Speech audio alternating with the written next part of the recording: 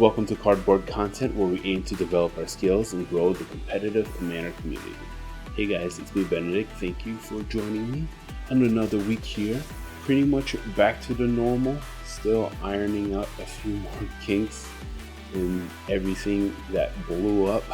We have an interesting game for you guys today. Few commanders stray away from ordinary, maybe up and coming meta. Interested in winning a beta time twister for your cEDH deck? Find out how after the game. Without further delay, here it is. Starting in the lower right hand corner, we have Weston on Jeleva with an opening hand of 7.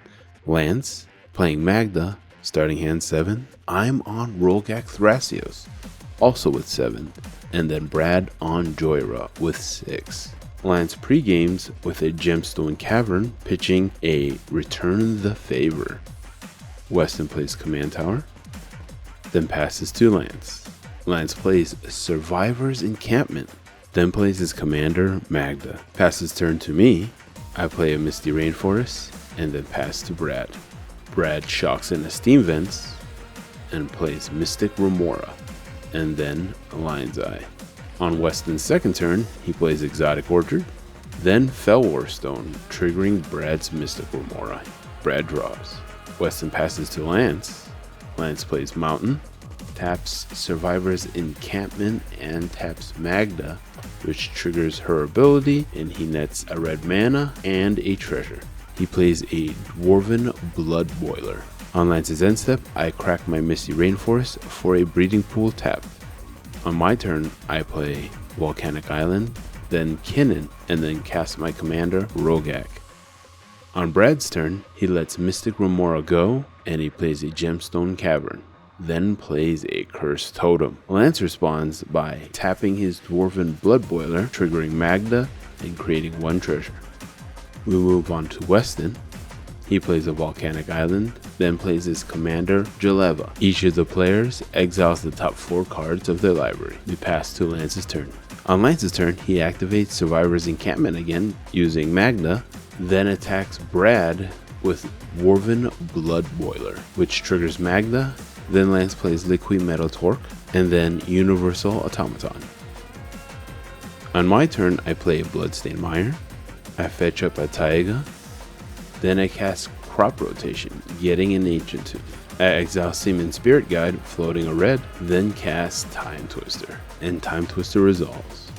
I cast Sol Ring, then cast Machine God Effigy, choosing Magda, Brazen Outlaw. I tap my Machine God Magda, creating a treasure and 2 blue, and cast Finale of Devastation for 2, tutoring up a Dockside Extortionist. With Dockside's ETB on the stack, Lance responds with a Galvanic Blast, targeting Kinnan. Dockside's ETB resolves, and I net 8 treasures. I cast Gamble and pitch a Frenetic Ifrit. I cast a Cyclonic Rift, targeting Cursed Totem, then cast Thrasios, then cast Worldly Tutor, tutoring up a Flesh Duplicate on top of my deck, then pass to Brad. On Brad's turn, he casts Jeweled Lotus, then casts his commander Jhoria. He casts Spellbook, triggering Jhoria, he draws a card, then casts Everflowing Chalice, triggering Jhoria again, he draws a card, plays Exotic Orchard, then casts Cursed Totem, triggering Jhoria again. Lance responds by activating Dwarven Blood Boiler by tapping Universal Automaton so he can net a treasure. On Weston's turn, he casts Toxic Deluge,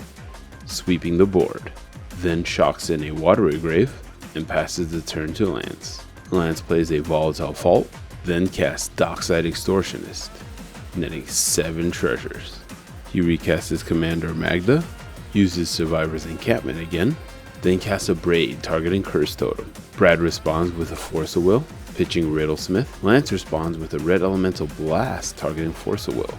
Weston responds with a Swan Song. Then Lance plays Null Rod. He passes turn to me. I play a Wooded Foothills, and then play Steam Vents tapped, and then pass the turn to Brad. On Brad's turn, he plays Mycosynth Gardens, then Urza, creating a construct. Passes to Weston. Weston plays City of Traders, then casts his commander Jeleva for the second time, and then passes turn to Lance. Lance plays Cabinet of Souls, naming Dwarf. Activates Survivor Encampment with Magda. Then plays a Curse Mirror, choosing Urza and creating his own construct. Then passes turn to me. I cast a Delighted Halfling. Then cast a Flesh Duplicate, choosing Dockside, which nets me 16 treasures. On Brad's turn, he casts Arcane Signet, then passes turn to Weston. On Weston's turn, he casts Gamble, discards a Scheming Symmetry, moves into combat, and Brad casts Cyclonic Rift, targeting Jeleva. Second main phase, Weston plays Arid Mesa, triggering City of Traders. He floats 2 mana, then recasts his commander, Jeleva, then moves back to Lance's turn. Lance activates Survivor's Encampment again, and then casts a Dwarven Trader. Then attacks Brad, passes turn to me. I cast a Transmute Artifact, tutoring up a Phyrexian Metamorph, which I choose Urza to make my own construct, which is an 18/18. Then I pass to Brad. On Brad's turn, he plays an island, then casts Displacer Kitten, then casts Gamble, which triggers Displacer Kitten. He targets Urza, which creates another construct. Gamble resolves, and Brad discards a Rhystic Study. On Brad's end step, Weston fetches up a Blood Crypt into play tapped. Back to Weston's 7th turn, he moves into combat with Jeleva, triggering her ability and casting Culling the Weak, and then casts Ad Nauseam. Ad Nauseam resolves. He plays Luxury Suite, then Mnemonic Betrayal, then Mox Opal, then Brad's Jeweled Lotus, then casts Lance's Abrade, targeting his own Melrod. Then cast my Soul Ring. I respond with my Machine God Magda, cracking 5 treasures, then tutoring up a 1 ring into play. Then he casts my Dockside. I activate 1 ring and I draw a Force of Will, and then cast it targeting the Dockside. Weston responds by casting Brad's Force of Will, pitching a Fierce Guardianship. Dockside resolves and nets Weston 22 treasures. He casts a Wishclaw Talisman to tutor up a Tainted Pack, and then he casts Thassa's Oracle. Good job, Weston. Good job to you, Weston, for pulling off that win. Endgame summation stacks isn't always the best. Case in point, this game. It slowed us down, definitely. It stopped Lance from doing some stuff. It stopped Brad from using his artifacts, me from activating my creature's abilities. But there's always one person who's not going to be really affected and just going to find that opportunistic window. While everyone's getting slowed down, one person is just always going to come up, and it's not always the person that's dropping the stacks pieces. So I'm not so much a fan of them, but they are good utility pieces when used properly. If you guys are interested in winning a beta Time Twister, we have an event coming up at Darkside Games, August 3rd. Win a beta Time Twister for our EDH Summer Super Series. We have events going on every Saturday now till the 20th.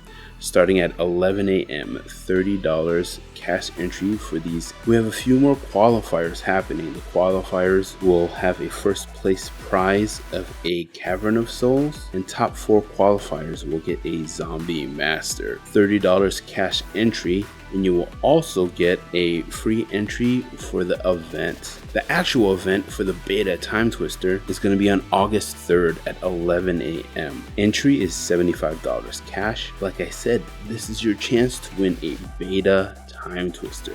Top 4 will also get some Modern Horizon 3 Commander decks. So join us August 3rd at Darkside Games in Las Vegas. More information down below. Also down below is our social medias and our Patreon. If you want to support us like these guys. With your monthly continued support, I have to thank our tier 2 patrons, Big Yoda at 6 times, Marcus at 3 times, Dylan at 3, Troy at 3, and Lex at 2. Moving on to our tier 3 cardboard cutouts, we have Wong at 8 times, Matt at 7, Albert at 7, and Joiner at 2. thank you. If you want to join these guys and support the channel, patreon.com/cardboardcontent. See you guys next week for more content.